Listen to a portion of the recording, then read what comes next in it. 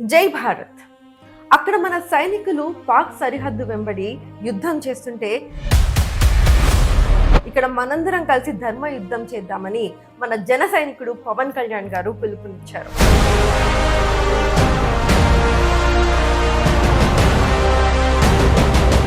నేను హిందూ, దేవుడి దగ్గర ప్రార్థన చేస్తాను. మీరు ముస్లిమా? వెళ్ళండి నమాజ్ చేయండి. మీరు క్రిస్టియనా? వెళ్ళి ప్రేయర్ చేయండి.